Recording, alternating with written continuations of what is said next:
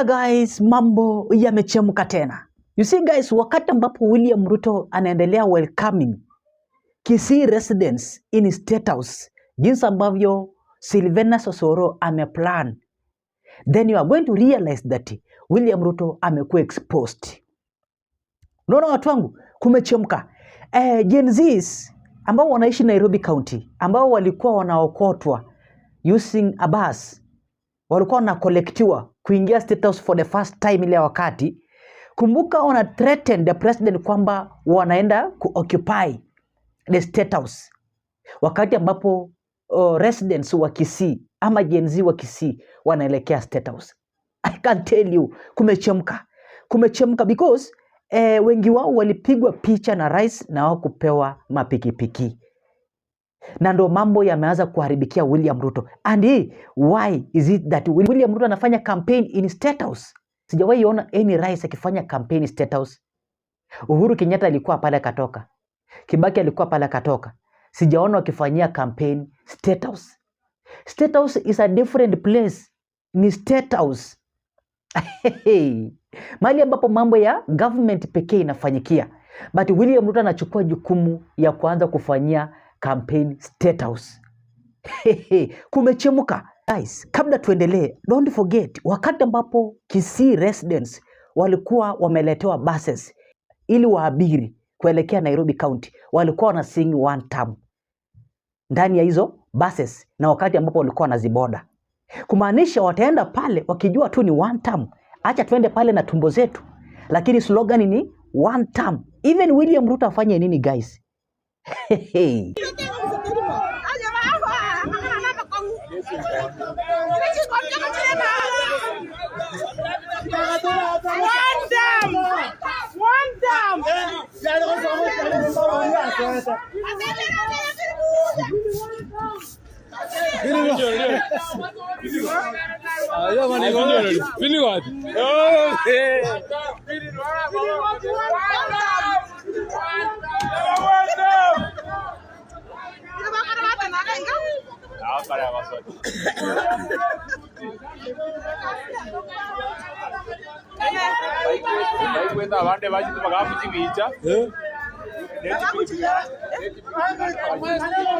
And in this video guys, you're going to be shocked. Wakati ambapo nominated senator akawa fired, Gloria Oruaba anajaribu kuexpose President William Ruto jinsi ambavyo hii plan imepangwa kuleta residents wa Kisii in State House.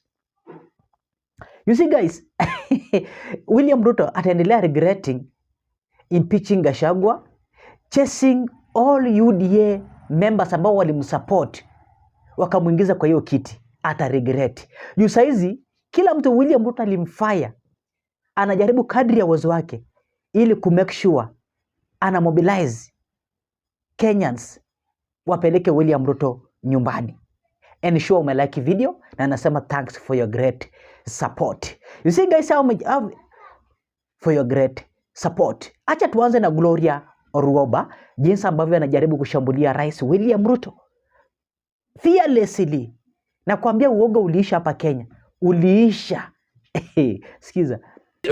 So you can make sure you have ferried 5,000 to 8,000 people from Kisii and Nyamira County to State House. And you know the mobilizers who are calling people, because I'm from Kisii, are saying that each and every person who goes to State House tomorrow is receiving 100,000. That is the word on the ground. Each and every one of these 5,000 people who are going to State House That tomorrow. is the word on the ground. For what? We are also waiting to see. Me, I'm just coming here to tell you what is happening in the ground. That there's a meeting in State House tomorrow. 5,000 plus people are being shipped from Kisii to State House. And word on the ground with the mobilizers who are there is they are saying that yule ambaye kila mtu anaenda andika jina whatever ukifika we are giving 100,000 to each person. Now back to my story. Instead of calling those your corrupt members of parliament who you are claiming are corrupt to State House, to tell them in fact DCI or NIS or whatever have shown me this, you are asking for bribes and you are part of this government that is fighting corruption. You are busy ferrying 5,000 to 8,000 people to showcase might that, in fact, Kisii might have a presidential candidate coming against me, but I can ferry 8,000 because of the promise of handouts. Okay. So, even that, I was thinking to myself as I was sitting out there, we really, as legislators, I don't know where our minds are, because a law must be placed. Because if someone will come in there and decide, instead of working, Statehouse is supposed to be a place where you work, you move policies, work, kazi. It's like now this studio, we start turning it into a marketplace or a rally. So it seems, well, there's the politics of mobilization, then there's the politics of tokenism. So it appears what we actually then see out here, though it's not secret, where then you are giving tokens for people to either attend a meeting or to a certain line. For optics.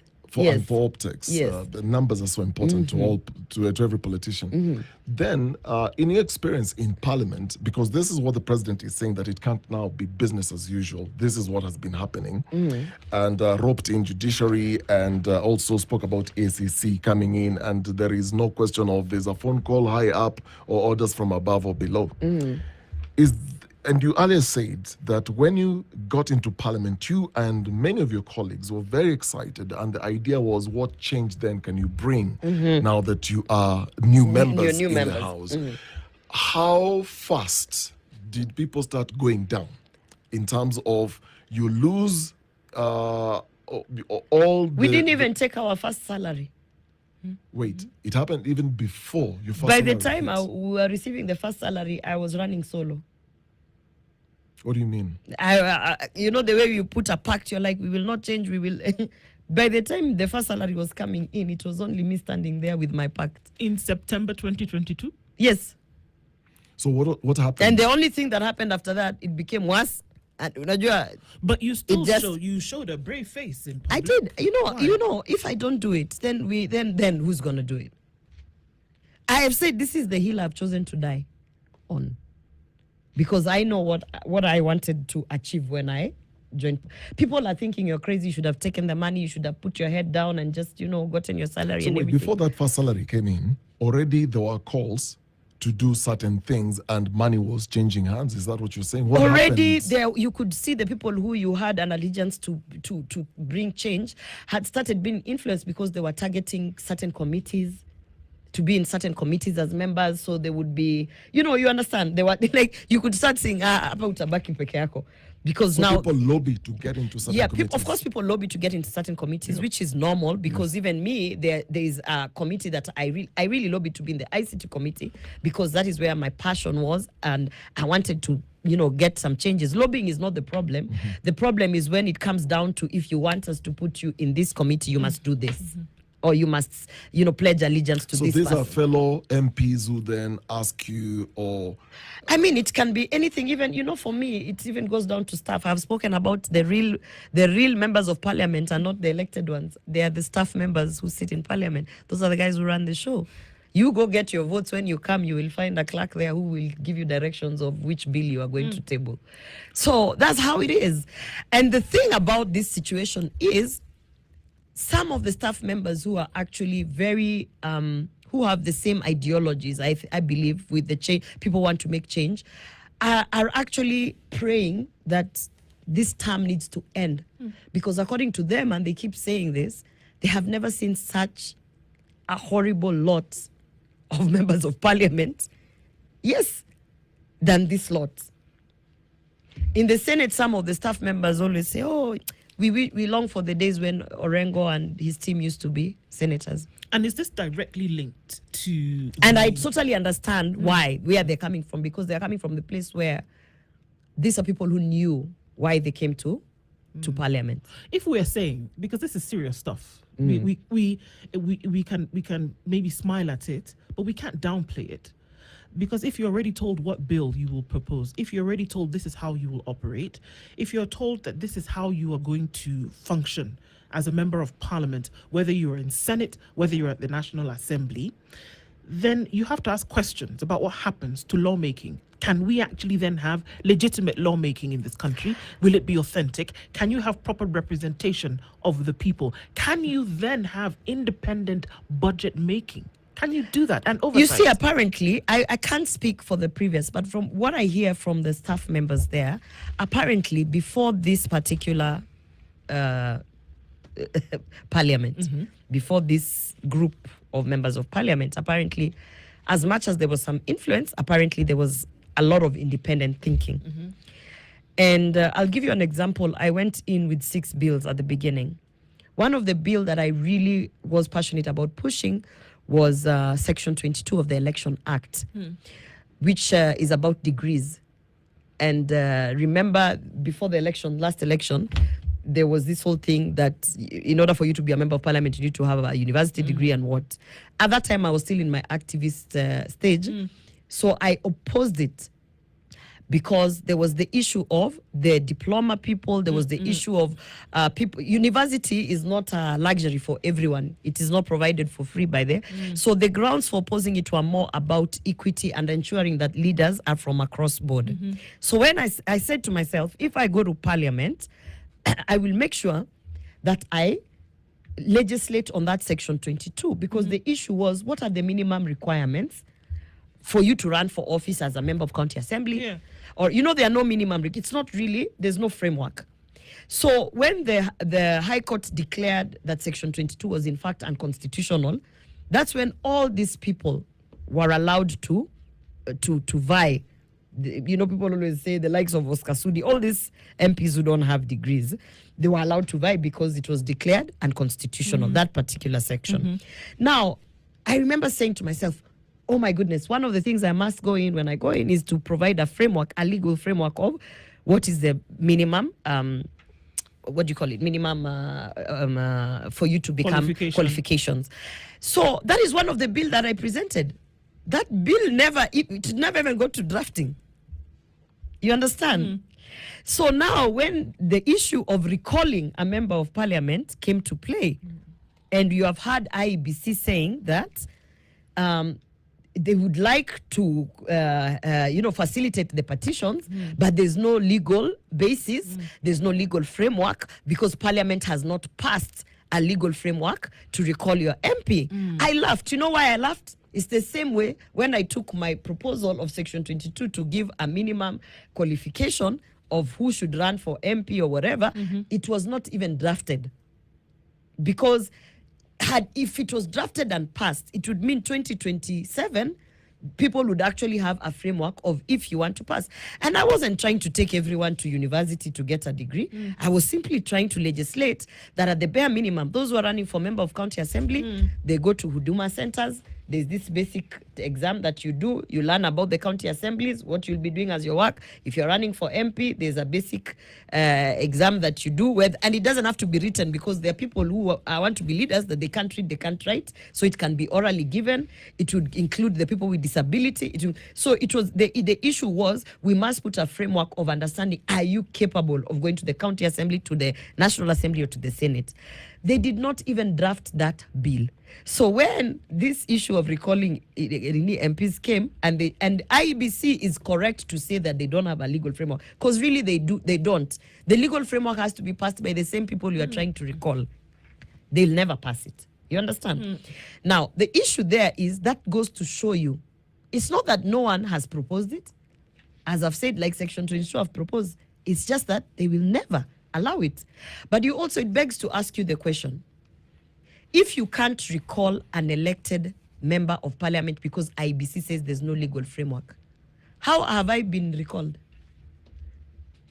Because if you can recall me, then you can recall an elected member of Parliament. Because the law is clear that once you get to Parliament, you are not nominated or elected. You are members of Parliament. So if a party can find a way legally, which is not even stipulated, it is actually not stipulated in law, but my political party has tried to find a way to recall me, because what they have done is to recall me. And as you can see, I've not been in office. Why can't you recall an elected member of Parliament? Because it's the same process. It's the same. It should be, and it is. So it is a whole fallacy. That's why I'm saying, if these institutions were independent, we would not need to sit here and talk about why we are giving away Kenya Pipeline. I'm going to ask, we would not need to sit here. I need to ask you, and there are 2 questions, but the first one is, first of all, you to an extent, were close to the president. Yes? Yes, absolutely. All right. Because I do remember at the beginnings of it, you told us that, you know what?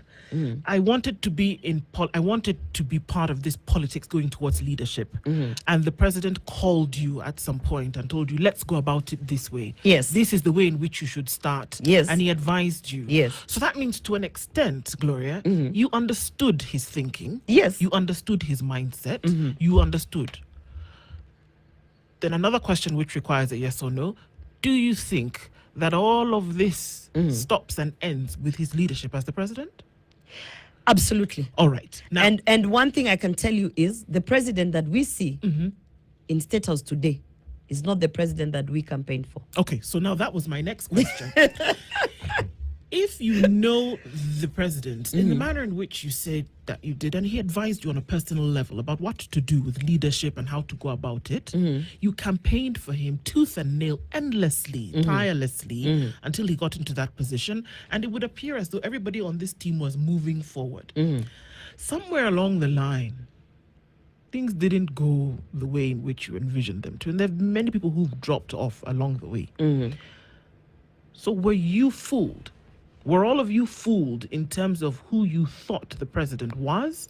Or did you see the red flags as many as of us often do and ignore them? You see, that it would be different. First of all, I always tell people that when we have these conversations with me, I only know politics as of 2019. So when people say, you know, when we were with Ruto in URP, I can't resonate because I was not with Ruto in URP. I was never in Jubilee. My politics begins in 2019. So having said that, I can't address, did you see any red flags? Because from 2019 to 2022, when we got into office, was the same person with a vision, with a passion to change this country. 2023, that's when I feel like, okay, what's happening? What's changing? Why does it feel like we are no longer going the bottom-up economic affair? Why does it feel like it's no longer about the hustler nation? Why does it feel like everything has become a business venture? And then when I started voicing out in our platforms, I was literally put aside as the negative one, the one who doesn't see any good thing in what we are doing. Fast forward, when we went to 2024, that's when Gen Z happened. Prior to Gen Z happening, there were so many things that led up to Gen Z. Even in our platforms, there was, like in our internal communications, there was a lot of things that was happening. There was the fights that we could now see between... Is this the party internal communication or the party, the Senate level? The party internal communication. The Senate level, they removed me a long time ago. When they suspended me, they removed me from those platforms. Thank God, because those platforms never used to add value. So, but I'm talking about now the party.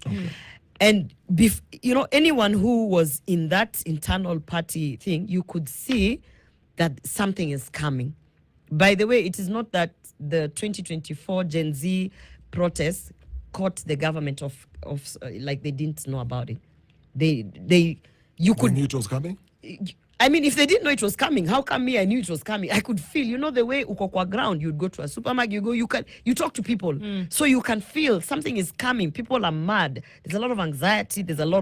And even within our platforms, within leadership, there were a lot of fights, real fights. What are the fights about? A lot of fights between, because now the fight between the president and the deputy president, Rigathi Gachagua, were now devolving down to our level. And it almost felt like everyone had to pick a side. Because obviously, Rigathi Gachagua was fighting for some different direction. And there was a lot of pushback from the president's side. So, I mean, some of the things have now come out to play when you hear Gachagua saying he was not of the opinion that people should be shot in the streets during demonstrations. When those conversations were happening internally, as children of the parents, you are forced to either use your brain and pick a side or just close your eyes and be allegiant to whoever you think brought you to that space. So some of us who are actually outrightly saying, okay, on this one, Gachagua is making sense. I think we should do ABCD. On this one, I think Gachagua maybe take a step back. People used to ask me, what's wrong with you? Mbona unasema hizo vitu? hapa we kwanza umenominatiwa na Ruto kufa na yeye. And you know, some of those things, it requires that you actually say no, as much as you have given me this, it is actually my responsibility to tell you you are wrong on this one and he's right on this one.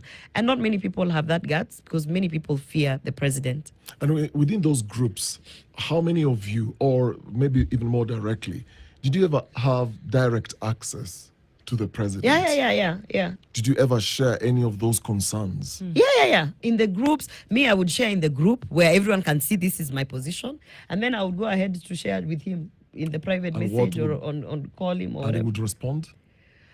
Well, especially on those ones where I was going against what he thought, he would not. So on a blue tick. For instance, this thing for the labor exports, I called it out.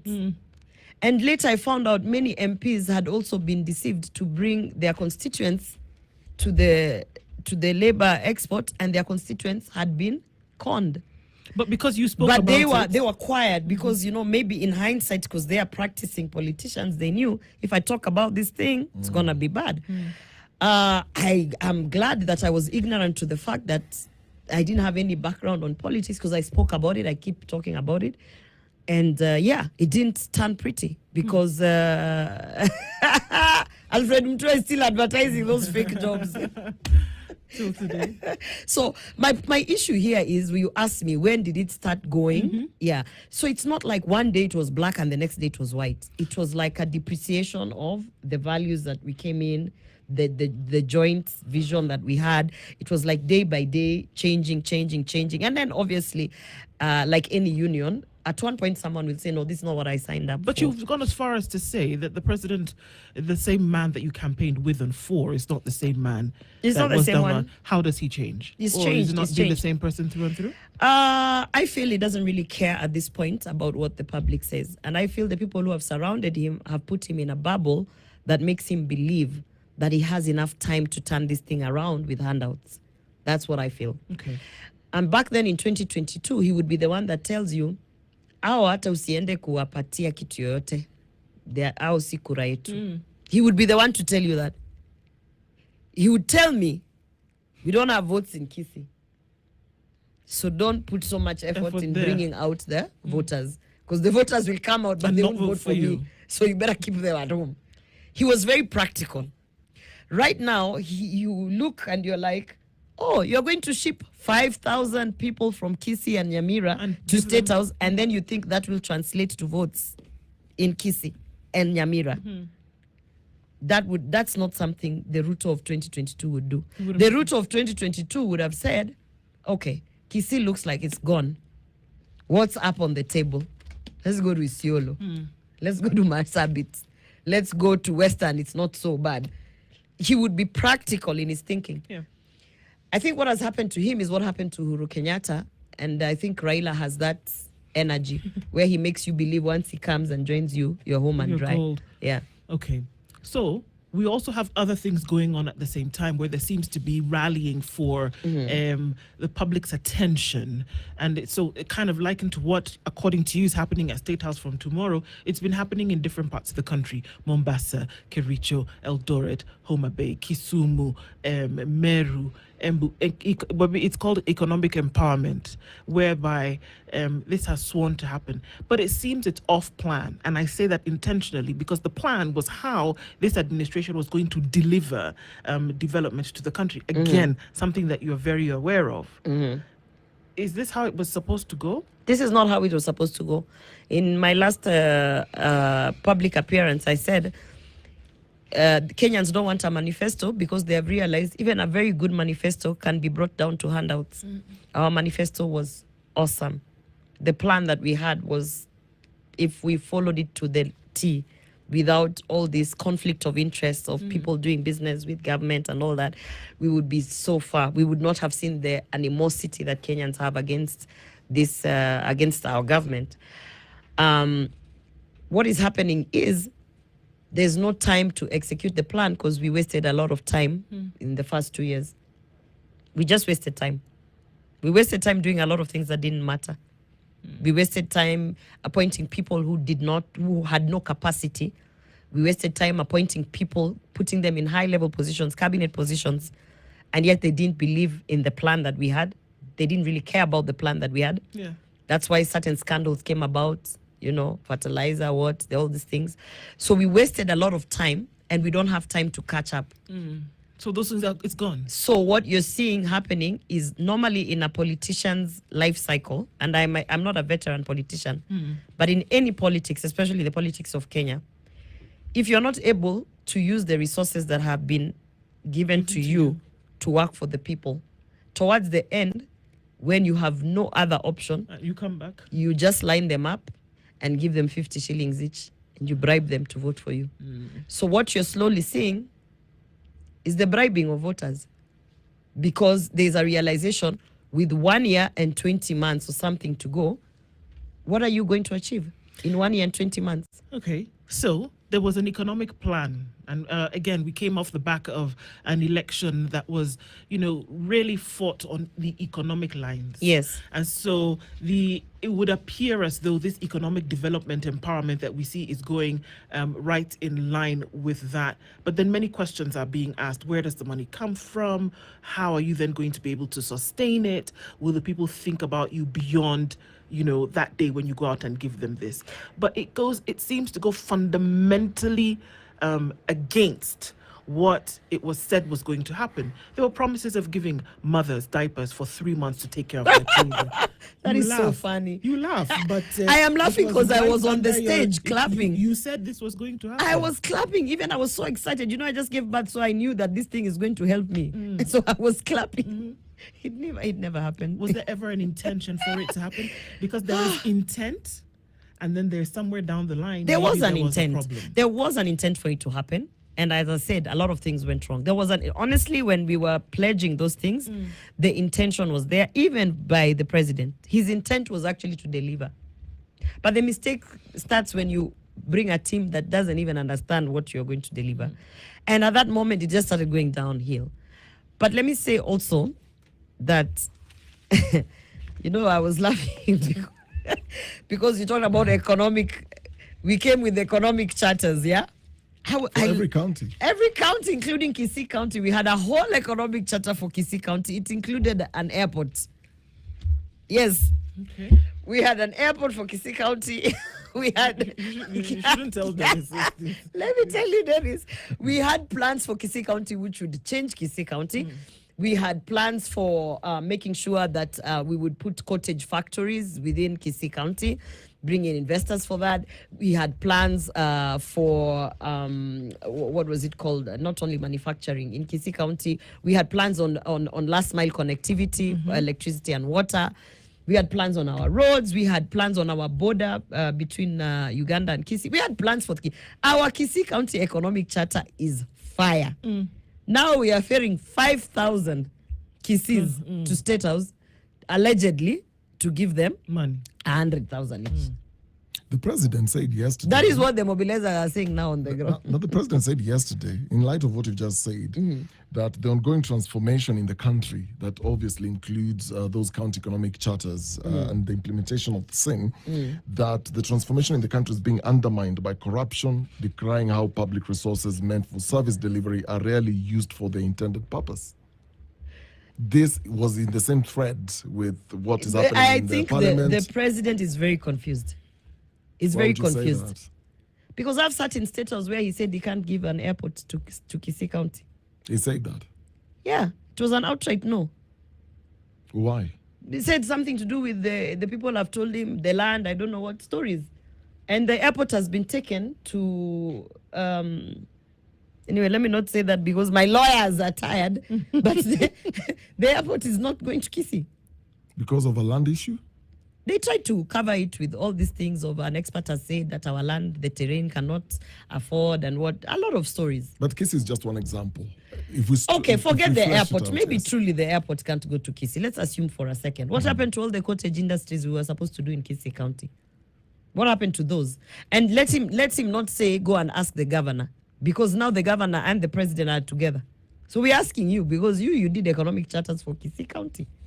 And he even gave us an advisor who sits there from Kisii County, who sits in the presidential advisory team, who was leading the Kisii County Economic Charter.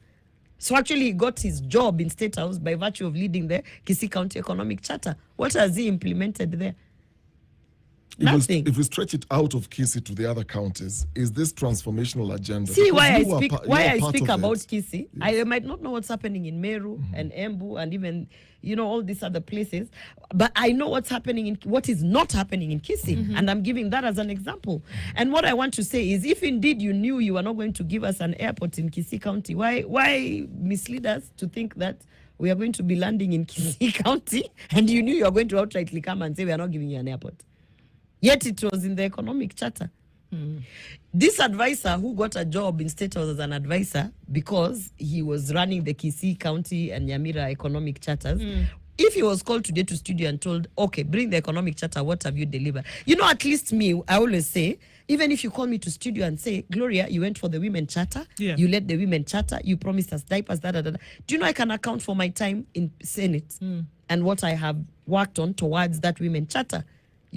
I've done a lot of work in terms of even pushing legislation for sanitary pads.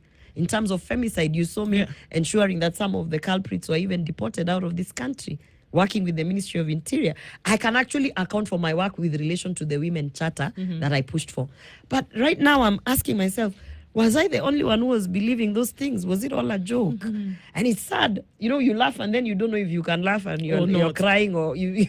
You don't even know. There is an argument, and allow me to ask you this. There is an argument that perhaps the reason why you would speak the way you speak is you haven't been given what they would refer, quote unquote, a plum position. If you were given a position in government... But I was given Senate. Senate is a very high-standing position. You nominated to the Senate. Yeah. But if you had a position of influence beyond that... I had a position of influence. No, beyond that. I'm asking beyond that. Would the conversation be the same? And but the reason that's why I'm answering you. Yes. Senate is not a small place.